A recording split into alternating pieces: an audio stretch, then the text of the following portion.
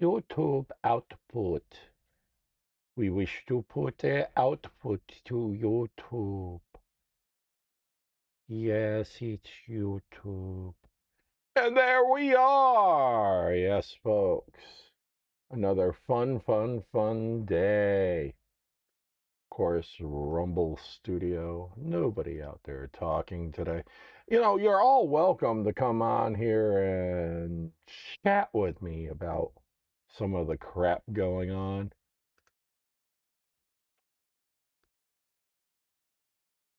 which we finally. But let's go to.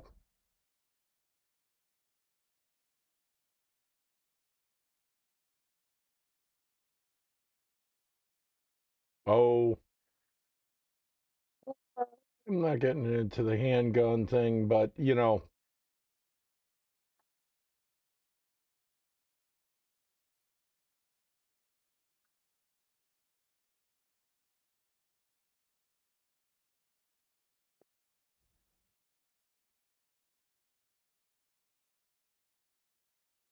where is it? Well,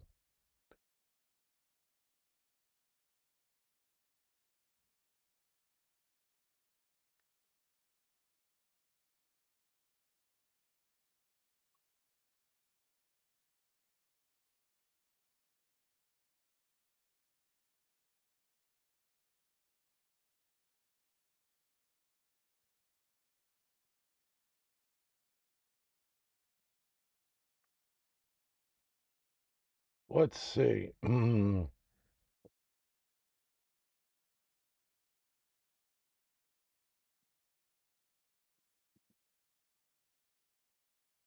Where is it?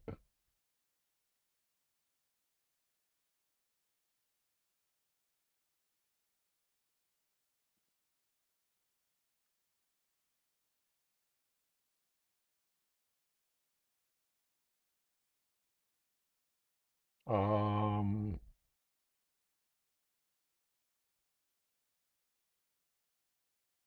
just trying to find it.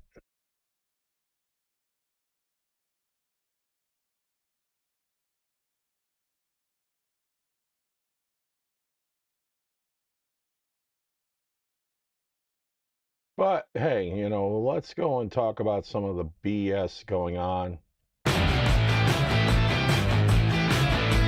So, you guys remember that Reddit mod that was on a power trip, Stale 2000, the one that wanted to be treated like a celebrity that caused all kinds of problems and was calling out Reddit leadership, and he became a punching bag for Moist Critical and other YouTubers? Well, he's back in the news, and now he has had everything taken from him. He has been banned permanently from Reddit. After he tried to go to a company HQ event? Yeah. What did he do? Well, we're going to watch the clip to figure out what he did, but this is kind of. This is mental disorder. Affective mental disorder. If you believe you're that important in that situational and modding and playing up a game, which I will go and think eventually it'd be, oh, I did this just for the hell of it. Ironic, the thing that Because you can see how far it goes.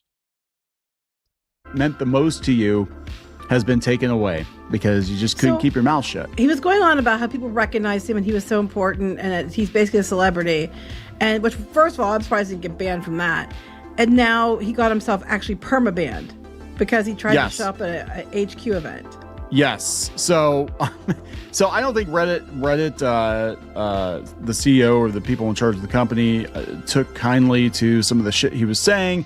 And this is why I believe, and I mentioned this in another episode, but I believe that they are rolling out the AI moderation tools because they don't want another Stale 2000. They don't want somebody to go on a power trip. See, that's going to be the other thing, is how many of these things are going to be switched over to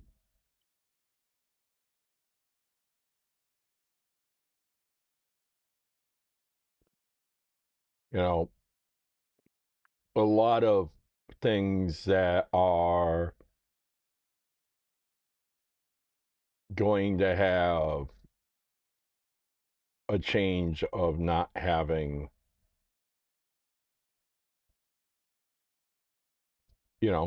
just basically having humans behind moderation. Because a lot of it, in some situations, is very tribal.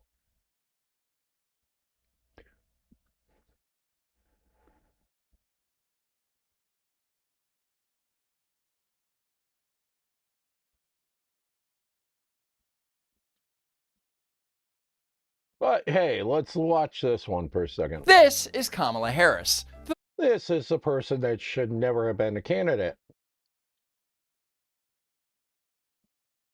But then again, it should have told you everything we needed to know about the situation when they could have enacted the 25th Amendment, had Biden out, had her in. That should have told you everything about who was actually in charge. And it wasn't Biden, and it wasn't her. The people that were in charge were their donors, the people who were telling them what to do. Former Vice President of the United States and future Remind you, my opinion. Just an opinion. 2028 Democrat candidate for president. Once again, Because one of the things that they would have had to do if they went and actually did everything, which they should have done, was actually primaried Biden.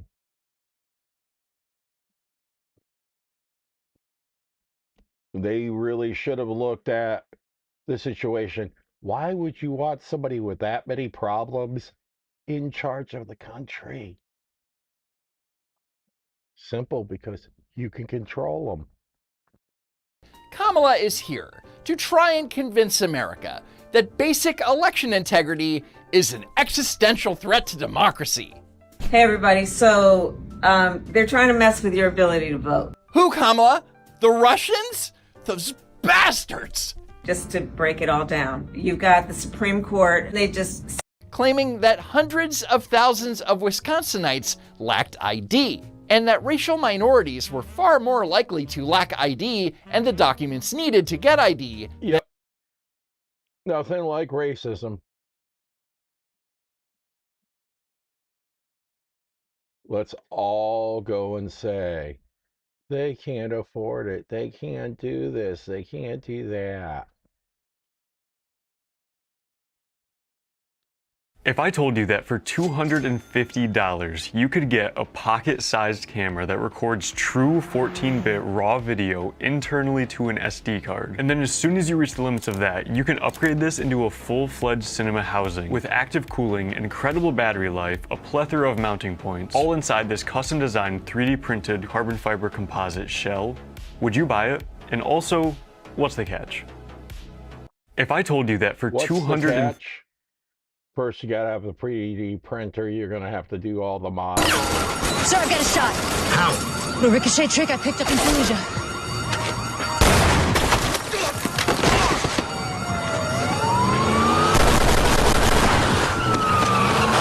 Well, that went poorly.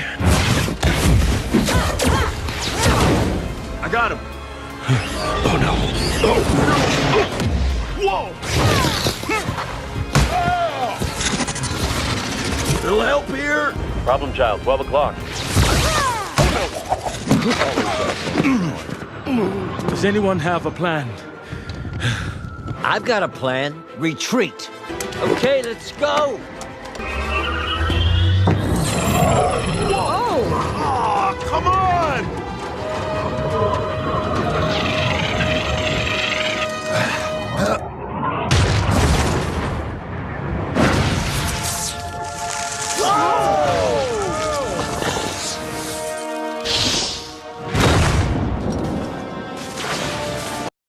Well, that went poorly. I got him. Oh no. Oh. Whoa! This is Little help here? Problem child, 12 o'clock. Does anyone have a plan? I've got a plan. Retreat. Okay, let's go. Oh, come on!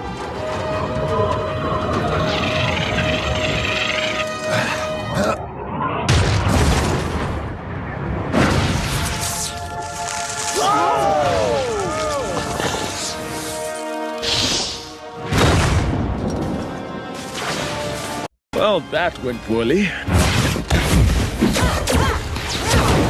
I got him. Oh no. so it's one of those moments going, oh.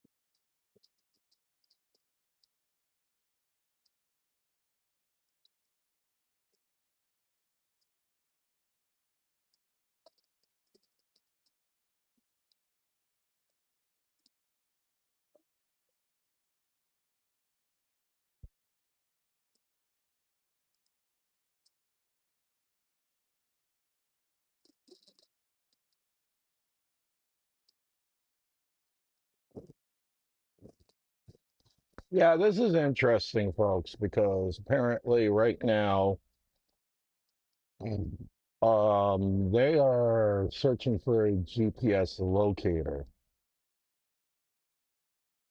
that, for an e-bike. And yes, I do know my neighbors just got themselves e-bikes.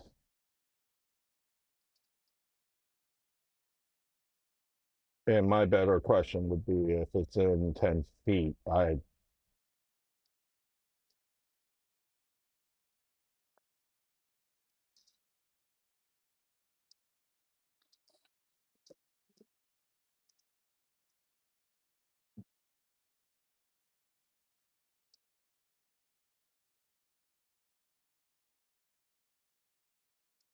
and currently this is, and that this has gotten down to 20%.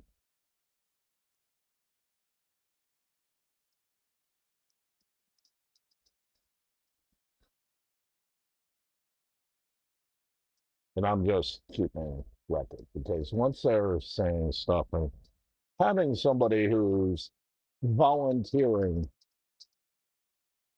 to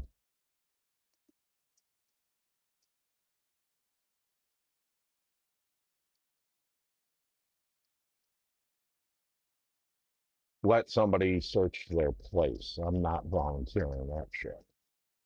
Dude, they legally binding. And also the factor is that a GPS locator, if the person knows where it is, I have a better idea if they say it was in 10 feet of this area. I wouldn't be too surprised that it's behind in the dumpster or something.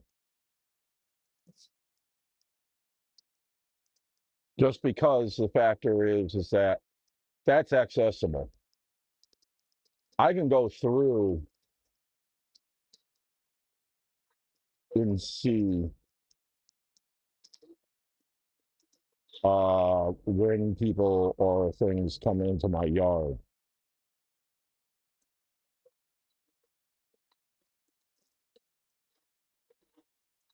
And I've been around my yard already today, so I haven't seen anything. But if it's within the space where they say 10 feet, that's, you have to have military grade tracking for that. Really.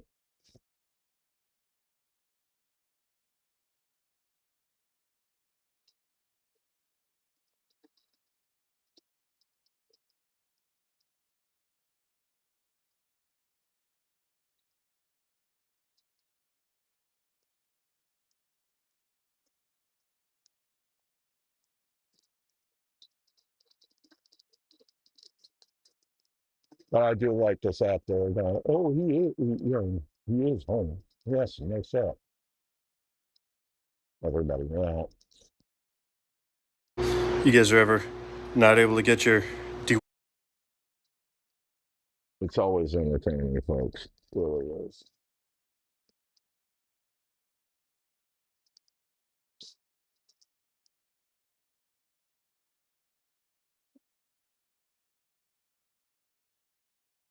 This is why I will tell you, I have cameras for a reason. That's why my cameras are up high comparatively.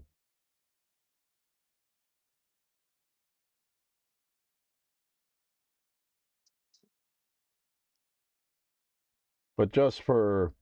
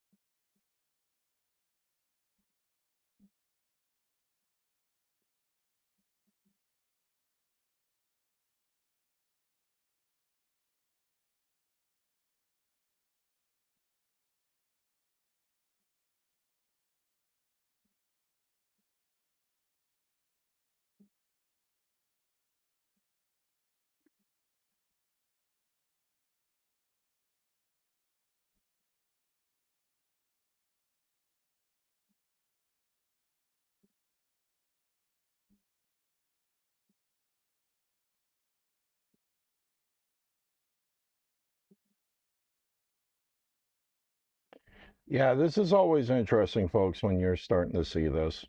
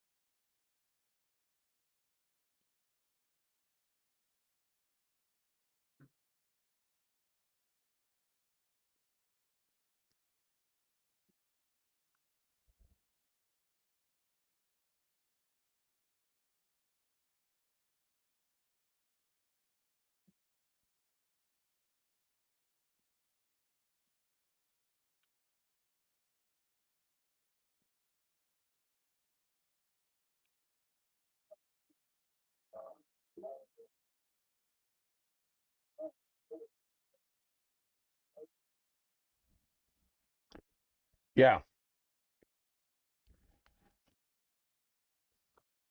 Because the only other GPS tracker that's here, this is not for an e-bike.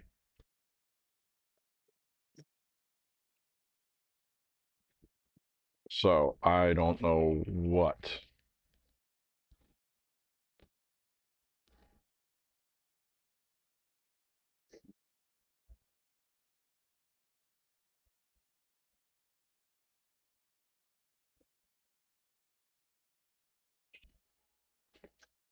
You know, seriously, I don't know what is exactly the issue yet. I've gone through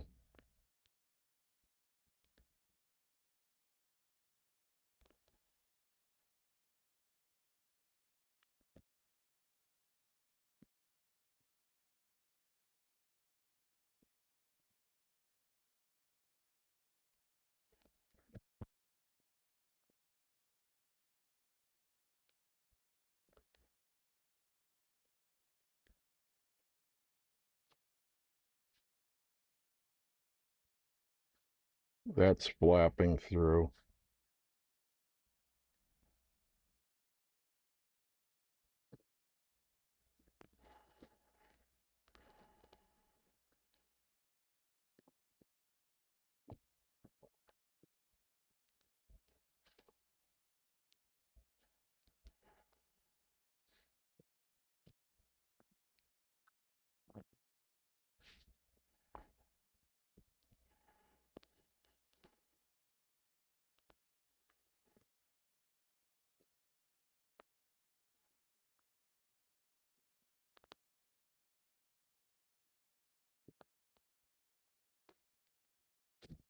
But I can't say what the whole health situation is. I do know that they just got themselves some new toys.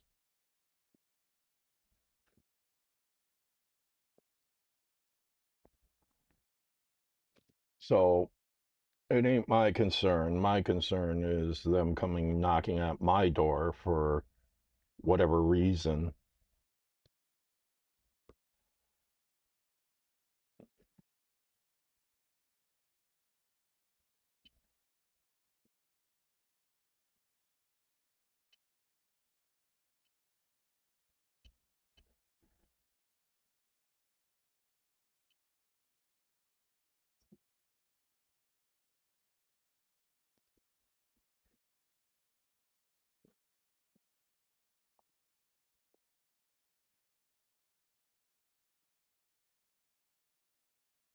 You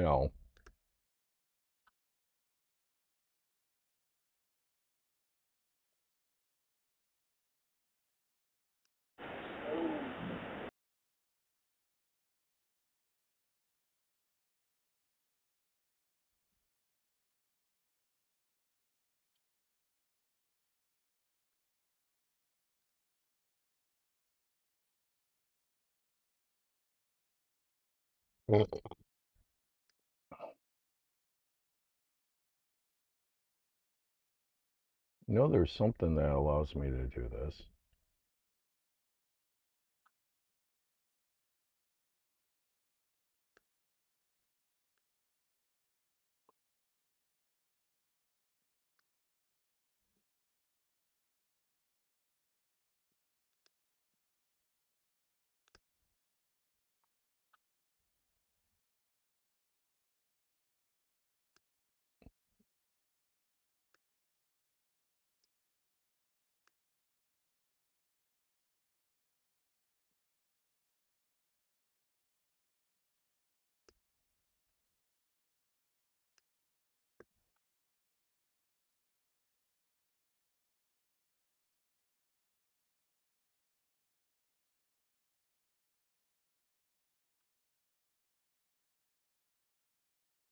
But God, I know there is a way to do this.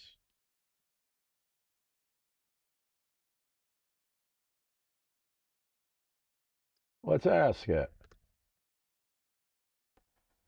How to go and get in Mac OS phone mirroring to go to landscape instead of portrait.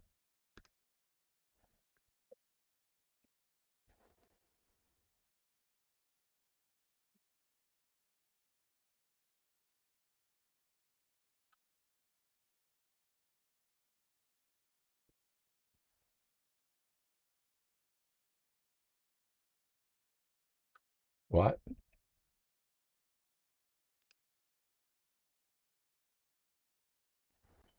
Oh, wrong button.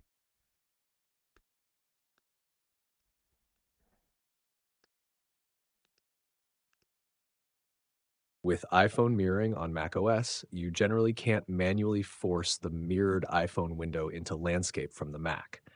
Apple says iPhone mirroring switches between portrait and landscape automatically when the iPhone app itself supports landscape. So, for example, if you open a video in an app that supports full screen landscape, start playing it and tap the app's full screen landscape button. The iPhone there mirroring goes the window should police. rotate horizontally on the Mac. If the app itself is portrait only, the mirrored window stays portrait. Also check that portrait orientation lock is off on the iPhone. Open Control Center and make sure the padlock with arrow icon isn't enabled. You can resize the mirrored window on the Mac using View, Larger, Actual Size, Smaller. But that changes its size, not its orientation. So if what you're trying to do is get something like YouTube, VLC, a camera app, or another particular app to appear landscape through iPhone mirroring, tell me which app it may have its own way of triggering landscape. Yeah, and they admitted that there is a call log between me and his brother.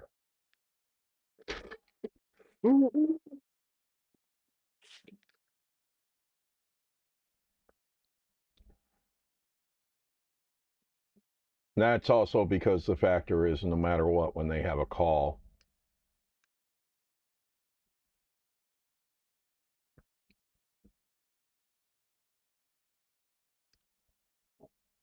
I want to watch this for a second.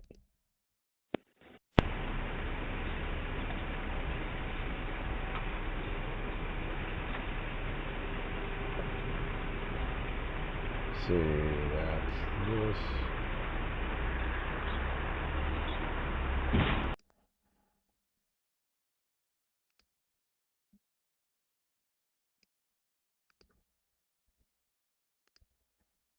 So you go from that over to here. Oh.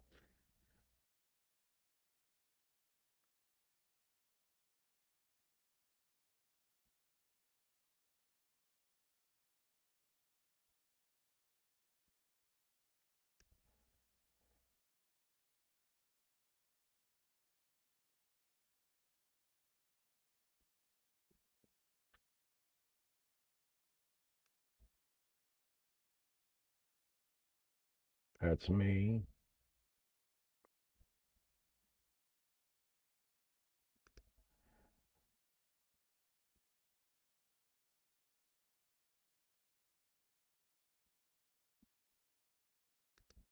Okay, so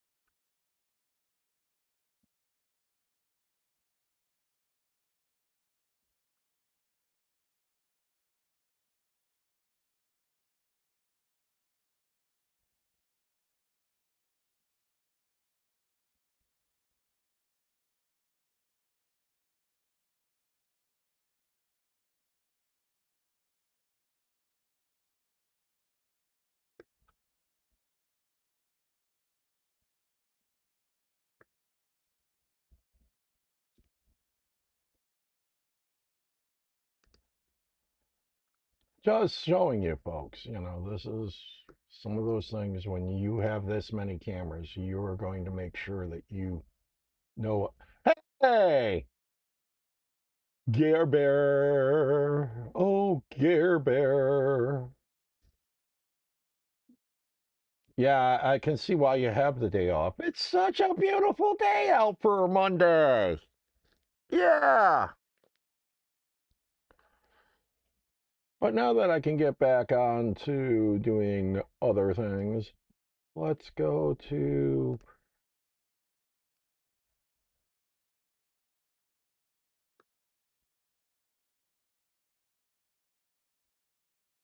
only 10 pounds. The pearl can walk.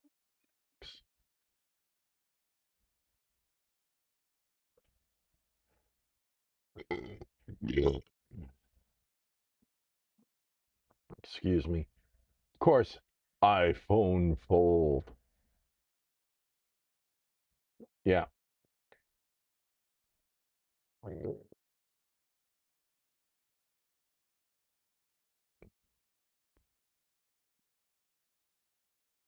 know, no matter what, you're going to go and have people that are going to go, oh, and it's like, you know, at the end of the day, they don't care.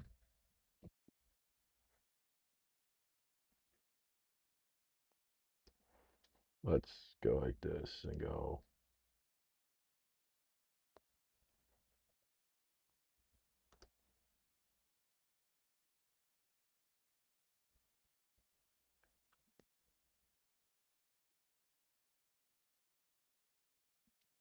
Yeah. Oh.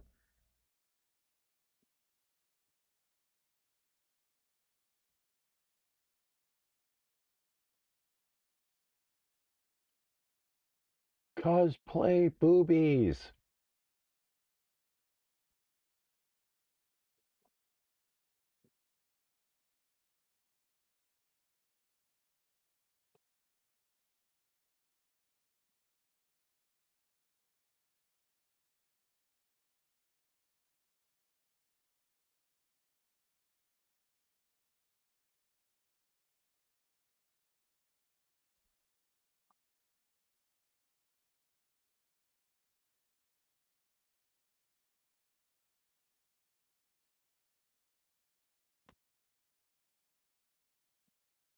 Oh, Disney's going to go and hate that.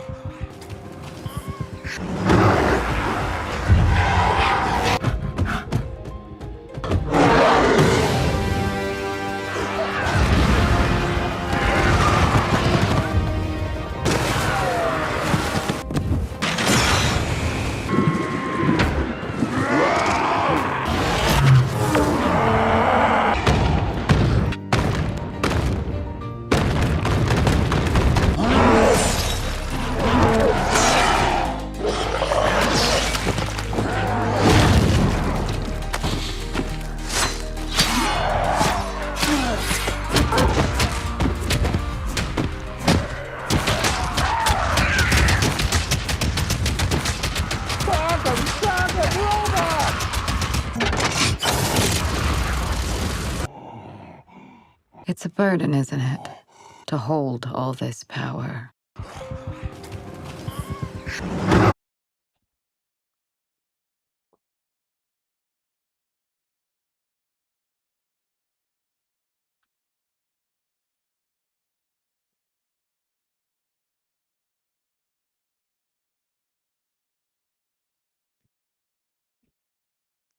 Throughout my semi-long film career, I have had both the pleasure and the blessing to use what I would like to call the big boy toys.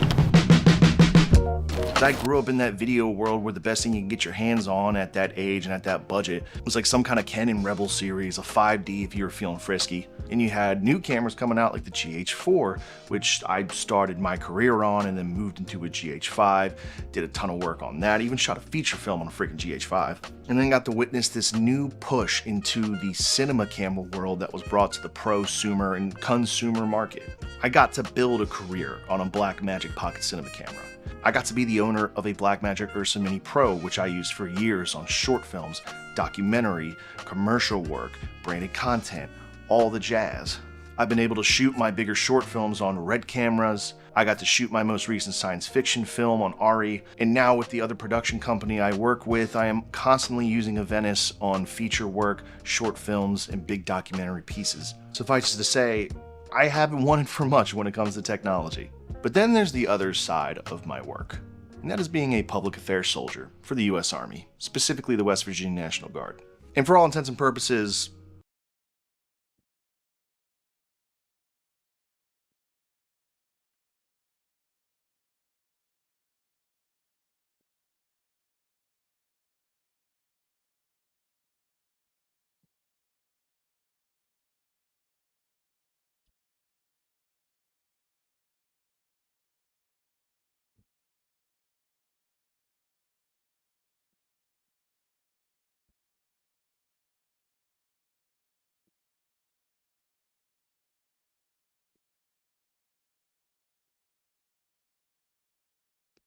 Without Tony Stark's fateful capture in Afghanistan, the age of Iron Man would never come to pass. Though the man was saved, a hero was lost. I saw young Americans killed by the very weapons I created to protect. Hey, enough with the water already! Fine, if you don't mind the fire reigniting. Officer, I want these firefighters out of my store. They're trampling all over the place. All right, take a breath, sir. What happened? Your ultrasonic cleaning tank blew up. But I wasn't even using it. Okay, we're gonna get you to the hospital. That's high-grade laminated security glass. A tank full of solvent might put on a real fireworks display, but it's a low-pressure deflagration type explosion. So what are you thinking? This blast was intentional. You said on the scene that you weren't using the tank this morning? That's right. But you got me worrying maybe I left it on last night. I don't think I did. Oh, I hope I didn't. But it's been hectic around the shop, so maybe I got distracted. Why has it been so hectic? Mr. DeMarco brought in a big shipment of diamonds last week. The biggest I've ever seen. Were you the last one out? No, that would be Mr. DeMarco. The owner of that jewelry store, Robert DeMarco, is coming after the CFD with his lawyers. What the hell for? Gross negligence, dereliction of duty. Claims between the looters we failed to stop.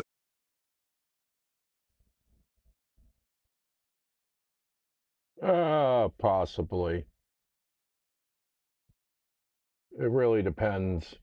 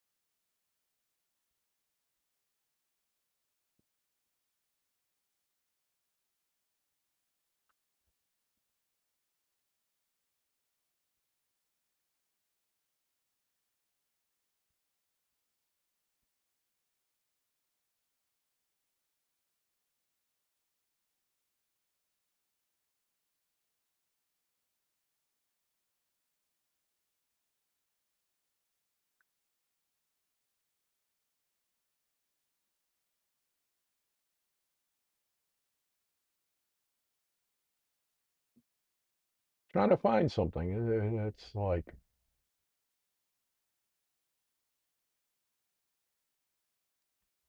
all right, so you can agree or disagree with me, but something is most likely going to disagree with this guy.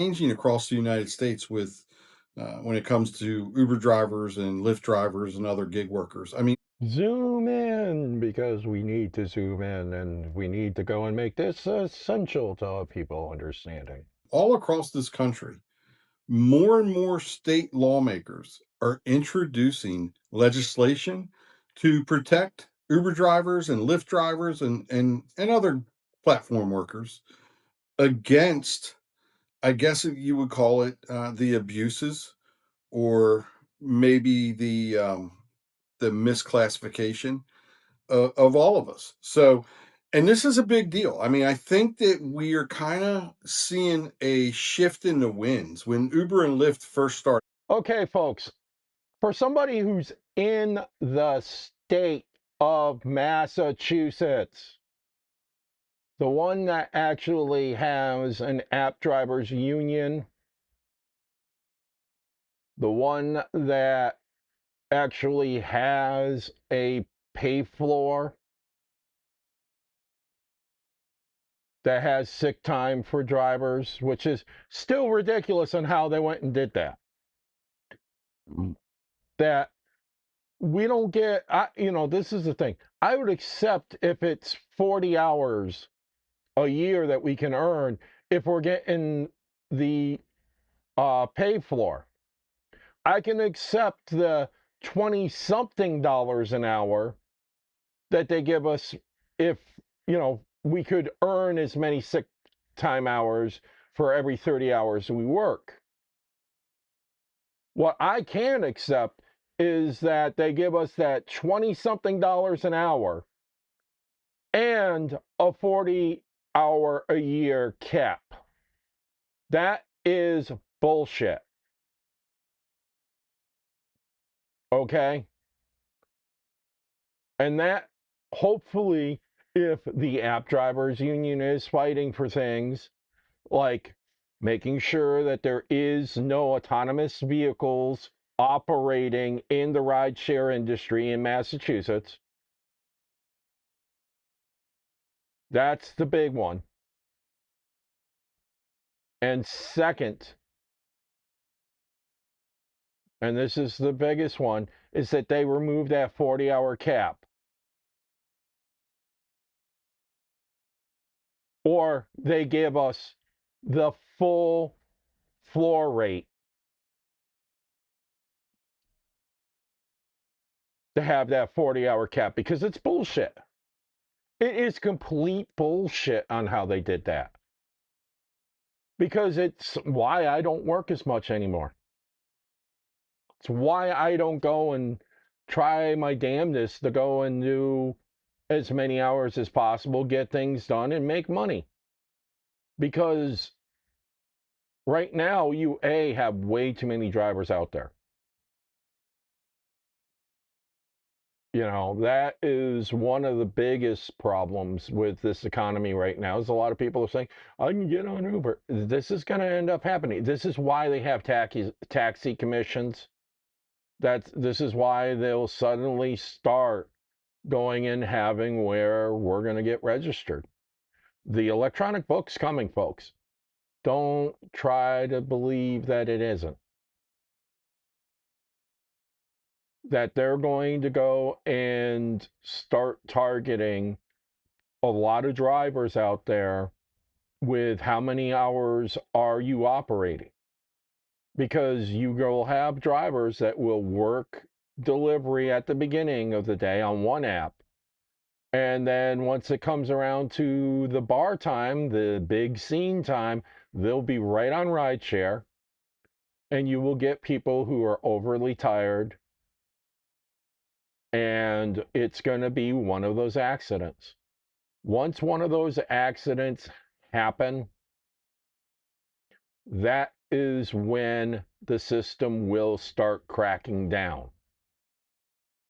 Because the other thing is the app drivers union is going to have to go like this and say, well, they don't have this. And people got to work. Without lawmakers all across the country just because they're going to go and play up just like this guy. Fell in line with Uber and Lyft's argument and did pretty much whatever they wanted them to do. And I think right now we're starting to see a shift away from that. And I think it's going to change the way Uber and Lyft and all of the. By the way, this is always one of those things of doing this. It's an authoritarian, hand movement of I'm thinking, steepling, doing this, covering, that never really good hand gestures. I'm not a body physical thing. I just noticed this after many years of dealing with people, that you always have that, I know my bullshit. These gig platform companies do. Which parts of it is, yes, I do understand he's been in the insurance investigation part. From what he said in other videos. I may be wrong. If he wishes to comment on it, I hope he does. Business and how they handle dealing with their workers and their customers and things like that. So we're headed towards a big change. I'm pretty sure of it. Now, it may take a year, it may take 2 years, but It's going to take a few years, and the big thing is that a lot of these states have got to go and start saying no. These self-driving cars, the autonomous vehicles, can't happen. I don't go and expect to go to an amusement park and have an AI judge whether or not it's safe for a person to get on the ride.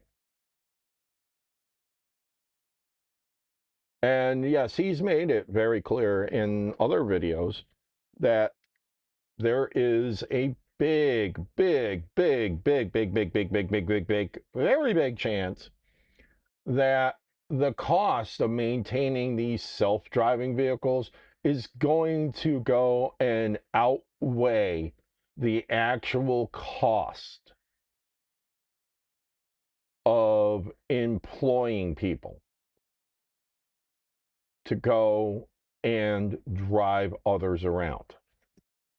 They are not going to make as much money as they think with eliminating the human factor, because they're not going. They're only switching the human factor, because every one of these vehicles will have to go in and get charged or fueled. Somebody will have to go through and fill these vehicles with things, go in through and clean the vehicles,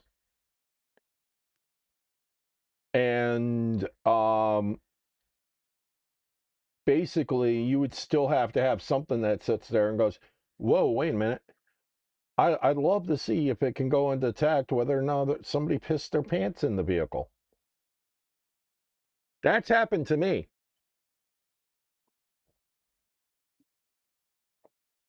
And I had to shut down to go and clean up the car because somebody lost their continence.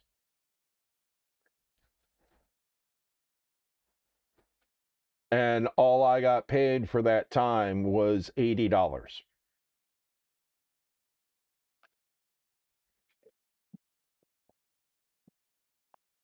Which I will say was a lot more, but also I lost money because the next passenger got in, and what the hell is this? And I didn't even realize it.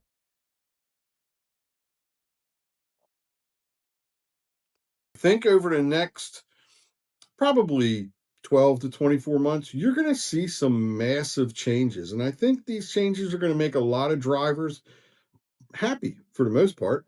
I know I'm looking for. Well, yeah, maybe in your state.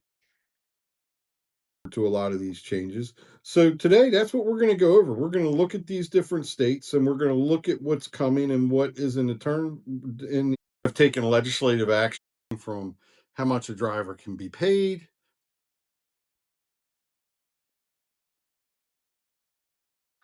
You know, he's like Washington. Or should be paid, how much of the fare the company can keep,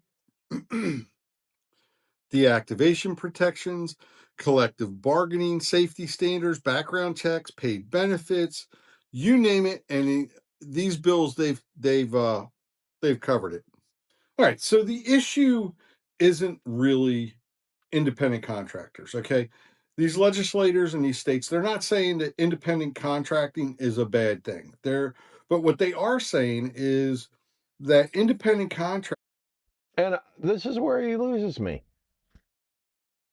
Because the factor is that you want to go and talk about all the states that are doing this and having everything where, you know, and he's hoping that his state gets everything done for him. Here's the thing is that, believe it or not, Massachusetts, New York stopped Uber from having anybody who goes into New York from working rideshare. They have to be in New York to work rideshare. New Hampshire has done this. Vermont, I'm not too sure, but I believe they have. Maine, I have not gotten it up to, but I'm pretty much sure they're locking it in. But Massachusetts, Connecticut, Massachusetts drivers can work Connecticut and Rhode Island. Rhode Island drivers and Connecticut drivers can't work in Massachusetts because Massachusetts requires them to pass Massachusetts inspection. It was kind of fun when I was driving a rental car with New Jersey plates and a Massachusetts inspection. Oh no, it was a New York plate. I'm sorry. But it was a New York plate, and it was kind of funny of going saying, "Masshole in disguise."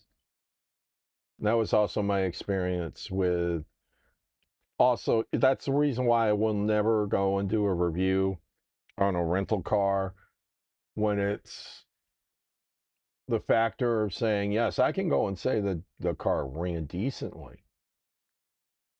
But could I say that the people who got it maintained it properly? That a lot of people had no issue with it, where I ended up having no ability to charge the vehicle. Yeah, there's a lot of things.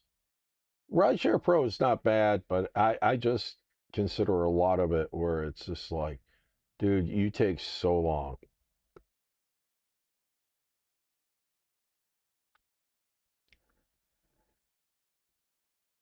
And one day This is a man's world. I'm the victim. Remember? This doesn't help your case. This is one of those things where she should have shut the fuck up. The DoorDash girl, Olivia Henderson, is going for a gambit with her open door theory. We're going to do that today on The Legal Mindset. We teach you to be your own judge. I'm Andrew Esquire, American attorney. Now, this has been an absolutely fascinating case because this individual, Olivia Henderson, who some of you may know as the DoorDash girl, has... Oh, no. This is a man's world. I'm the victim. Remember? Olivia Henderson, who some... Now, here's the factor with Oswego. I was only two hours from it Friday. My whole day Friday was taking somebody out to Oswego, or actually Clinton, which is a 2-hour drive from Oswego. And yeah, what he's about to go and say is the same thing that the police would say in the situation, which would allow them to enter, is that they could go and see the situation. That it was within the preview, and as technically it was within the preview of her or anybody else, it's not going to save her for the dissemination charge. It will not save her from that.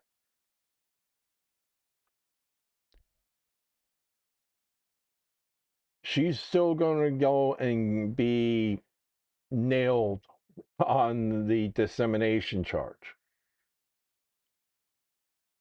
And still, the other factor is, why didn't you call the cops in the first place?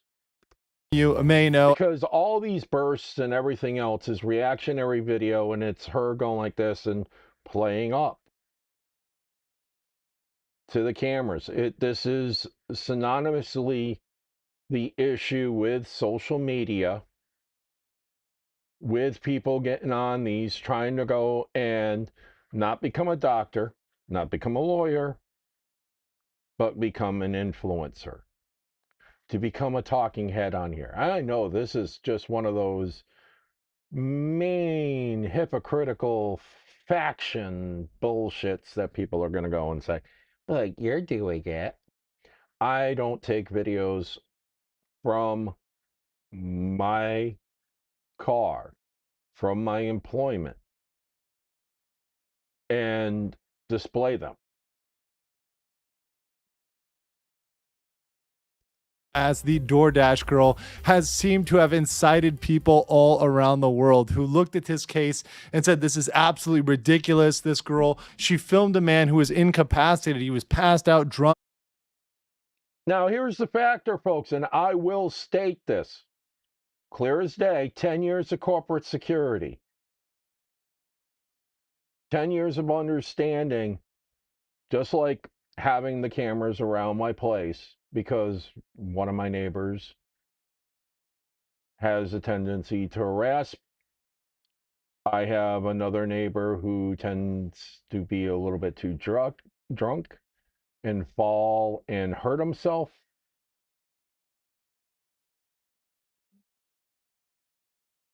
And just this morning, they were looking for an e-bike that supposedly got stolen. So that is always a fun moment of going like this and say, yes, I went through all my cameras to see if anybody came through around the trailer. Didn't see nothing.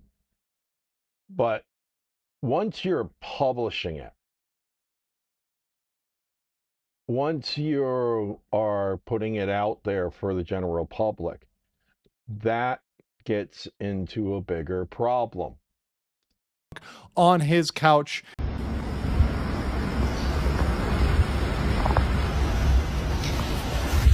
That's up. And disseminated online, claiming this guy was harming her, but that backfired as criminal charges were pressed against her for the filming of this man and dissemination of that online, in which went viral all over the internet. Now, this has come down to some very... Which this is one of the things that they don't cover on the factor. He doesn't cover the fact that could she have called the cops at that moment?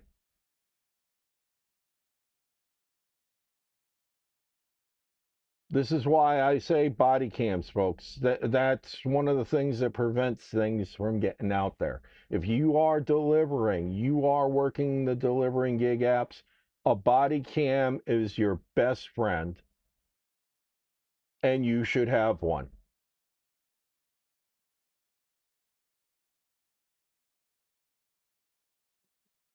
If not, make sure that you have two phones. That's always my other suggestion. If you're out here hustling, you're doing these gig apps as a way of making your living in life, have another phone. The thing is with this is that the minute that you can see it right in the video. This is going to be the most damning section of this video. Guy was harming her, but that backfired as criminal charges were pressed against her for the filming of this man and dissemination of that online, in which went viral all over the internet. Now, this has come down to some very interesting arguments as the hearings are now starting in this case, and folks that are attending those are sending me information, and I find... Watch.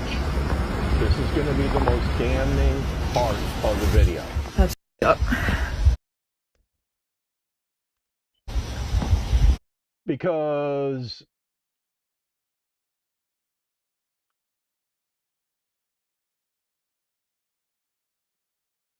I don't remember exactly, but this is going to be one of my best. This is going to be an interesting question.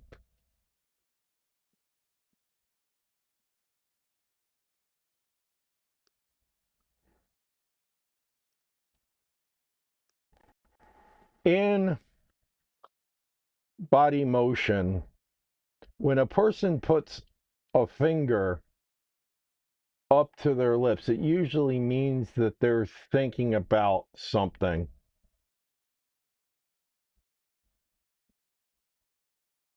And or am I mistaken by that?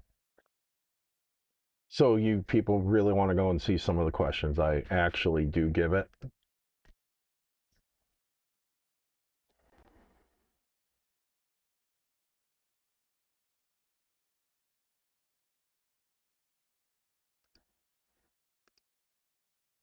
You're not mistaken, but it depends on the exact gesture. A finger resting against or near the lips, especially with the person looking away, narrowing their eyes, or pausing, often reads as thinking, considering, evaluating, or trying to remember something. It's basically a nonverbal But a finger held vertically directly in front of the lips is much more commonly shh, meaning be quiet, don't say anything. And touching the mouth can also mean hesitation, uncertainty, or even simply be a habitual self-soothing gesture. So body language isn't a one gesture equals one meaning language. You usually read the finger to lips gesture together with the eyes, head position, facial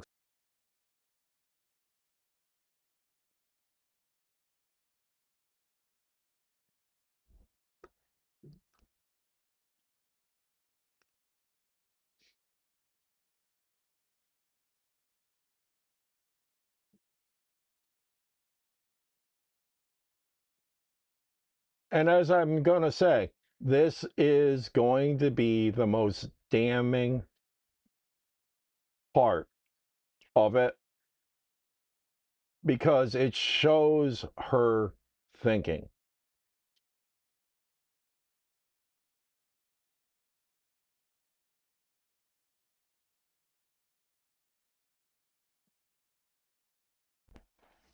This is Olivia Henderson moments after she said, "This is fucked up," from the recording of hers that was on TikTok that she's now being charged with illegal surveillance and dissemination of the illegal surveillance. She's currently has the statement that the door was open, which by a lot of law enforcement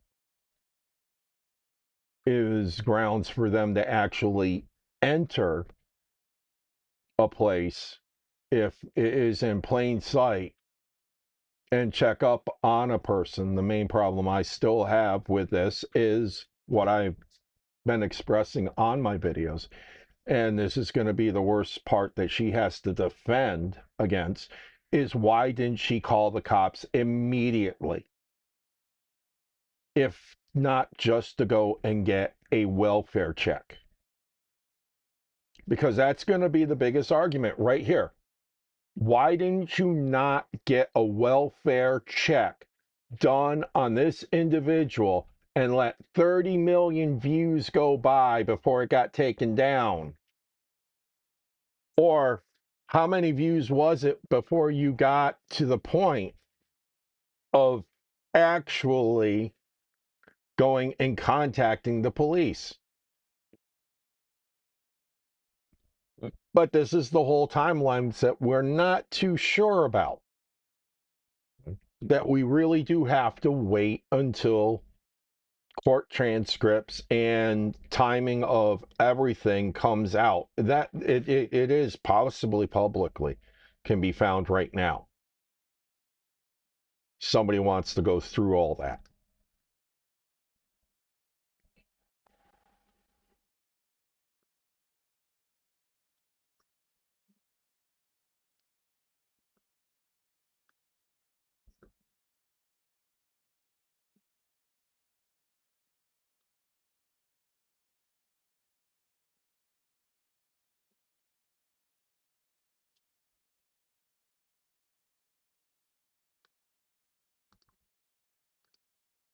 Yes. The part of your argument that is strongest is the timeline, but I'd separate that from the open door issue because they are legally different questions. The woman in this case is Olivia Henderson. Public reporting says the delivery occurred on October 12th, 2025. Police became involved by October 13th, and Henderson was publicly complaining on October 14th that police were doing nothing. So, based on the reporting we have, this was not a situation where she waited until the video had 30 million views before ever contacting police. She apparently did make a report relatively soon afterward.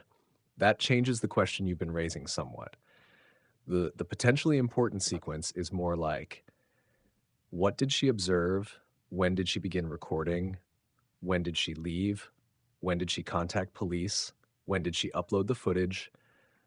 What exactly did she tell police at each point? The public reporting says the man appeared unconscious, incapacitated. Henderson filmed him from outside the residence and the door was open. The video ultimately reached roughly 30 million views before disappearing. Hello? And this is where your welfare checkpoint remains relevant, although I would phrase it carefully. If someone sincerely believes they have encountered an unresponsive naked person, especially someone apparently incapacitated by alcohol or another cause, prosecutors can certainly ask what the person did in response. Calling 911, requesting EMS, or asking police for a welfare check would be evidence consistent with concern about the person's condition. Recording the person and publishing the footage serves a very different purpose.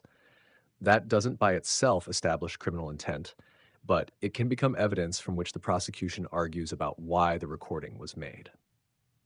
That's particularly significant here because New York's second-degree unlawful surveillance charge is not simply you photographed somebody naked. The prosecution must establish the elements of the particular subsection charged, including the required purpose or intent.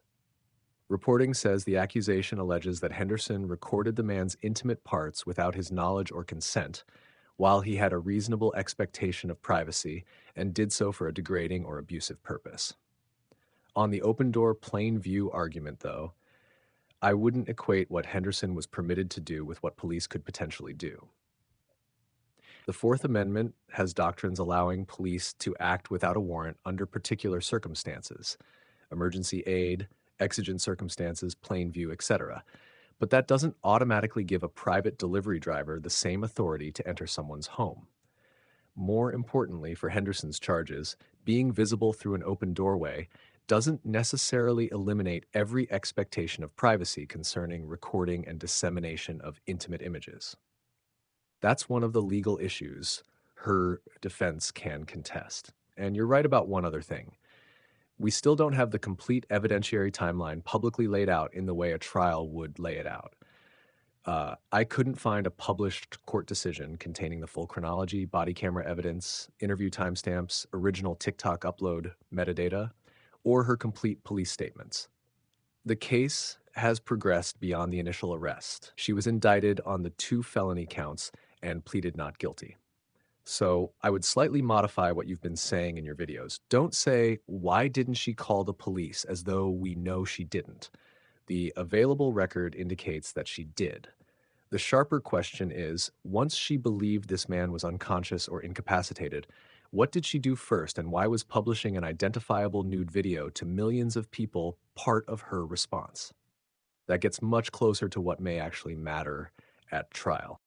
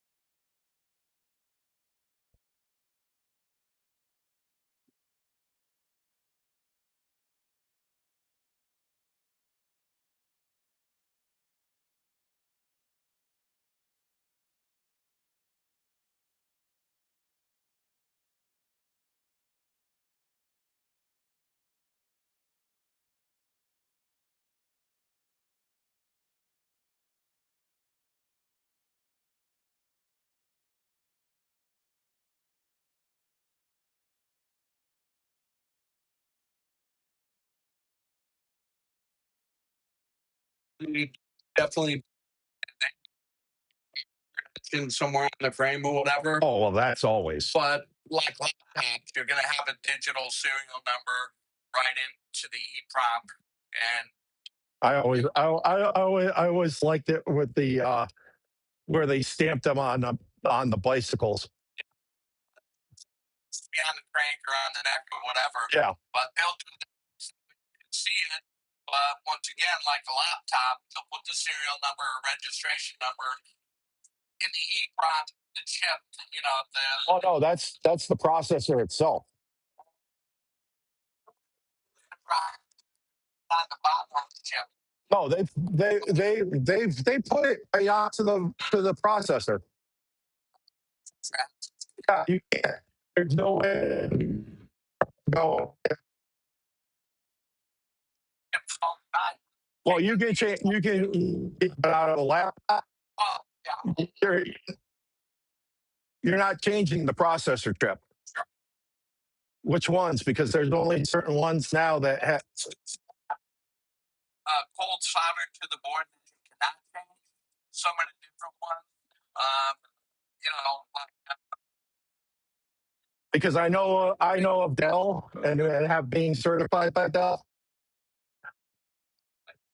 Dell's laptops don't allow you to change the processor.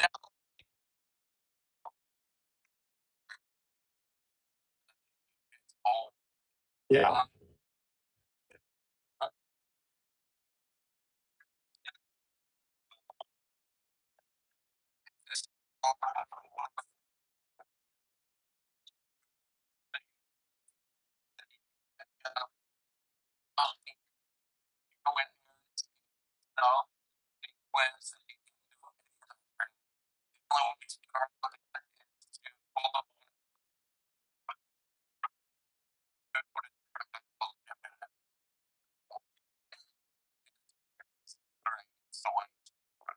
It's surface soldering, which is doing.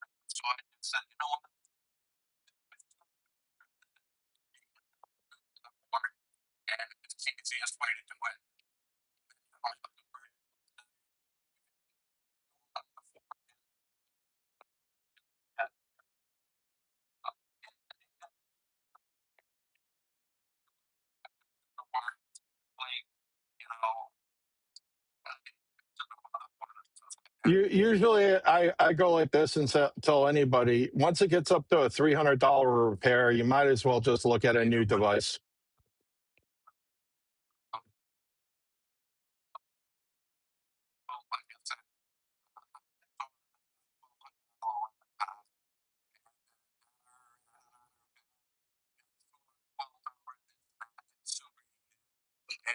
so I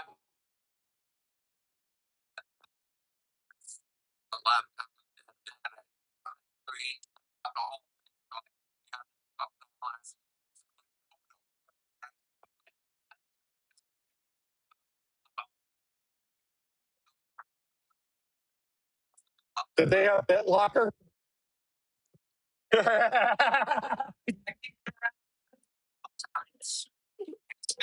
Well, it depends on which one. Yeah.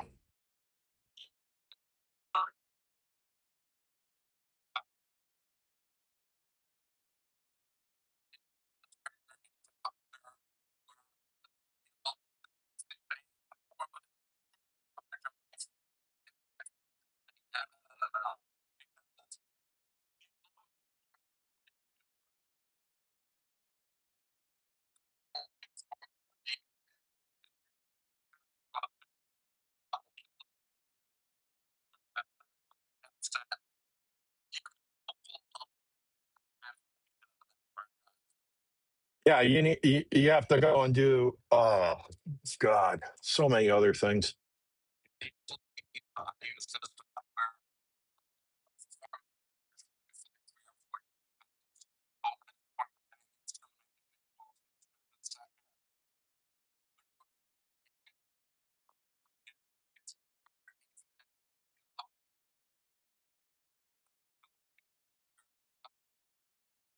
Oh yeah.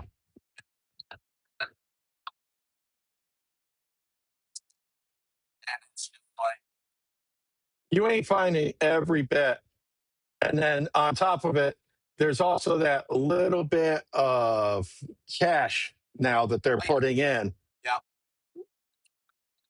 Yeah, like the 8 gigabytes. God.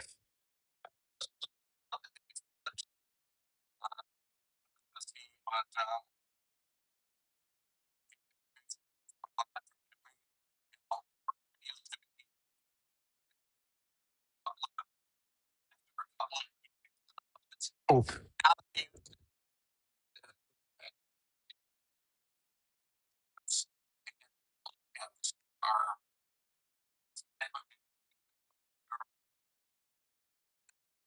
I'm just now realizing how much dead air I'm having on my live.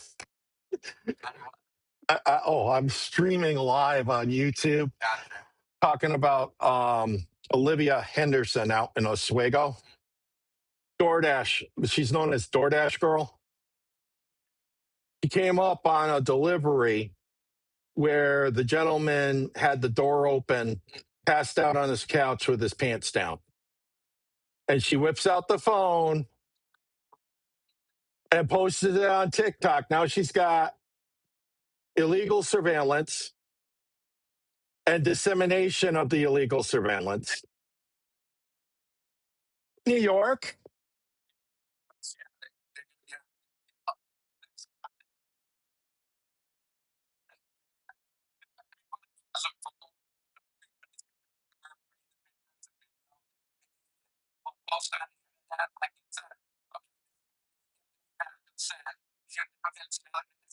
Oh no, here's the worst part for her whole defense. Now, I've done 10 years of corporate security. I also know that in working for DoorDash and stuff, document what happened. The camera being out and documenting it, that was fine. The minute she posted it, yeah, and that's where it becomes the problem. The worst problem is still where I go to have a body cam when they're going and doing delivery because situation because just that 1 second of you taking the footage off to post it is enough to make you think, should it be posted? And then on top of the fact, it allows you to do the one thing that she doesn't do on the video. 911. Yes, I have a gentleman here who's passed out on his couch. Yeah. That 1 second would have cleared everything up and make everything clear. Hey, you have a good one, and hopefully we figure out where the hell that is. Oh, I knew that was coming around. He didn't go and get the first time. He made it the second time where he was. And of course, folks, that delay was because the Chicopee police had stopped by to talk to me after leaving and coming back with pictures of the bike, what it was, and then where the marker shows that it's in this area. Talking to the officer about the fact of knowing about how technology works. And no, I don't know. I have enough video and evidence to know that nothing like that came around here. So it's very interesting in those regards. Of course, now I want to go and check one thing. One thing. Go to this. 17 followers. Let's just still 17 followers. Oh, but 49. I'm still not up there. Folks, come on. I need one more subscriber. One more subscriber, people, and I can go on live. I can go live from my phone. It's all I ask is one more subscriber.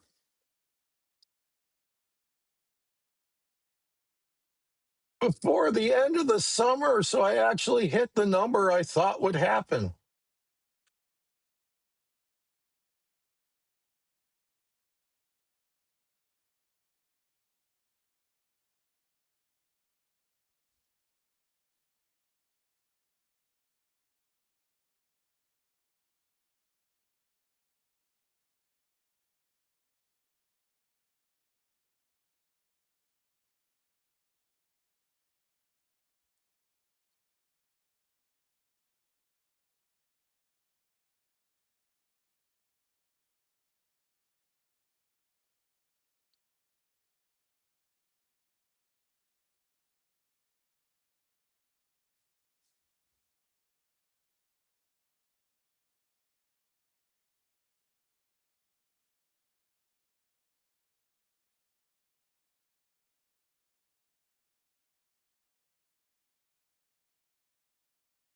So, yeah, there's always fun with doing things. And, just the factor of saying within 10 feet.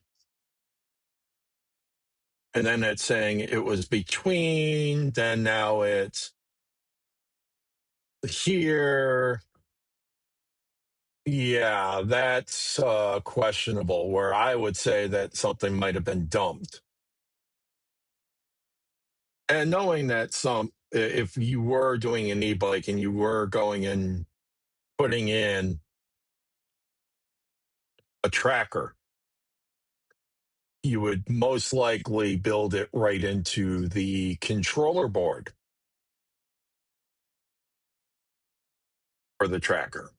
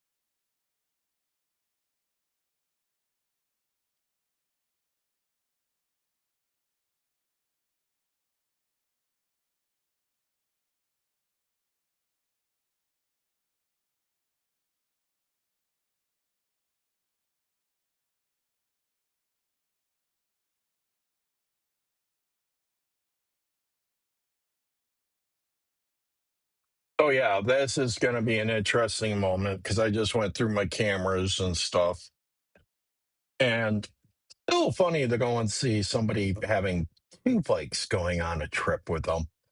But that's not for me to judge on that.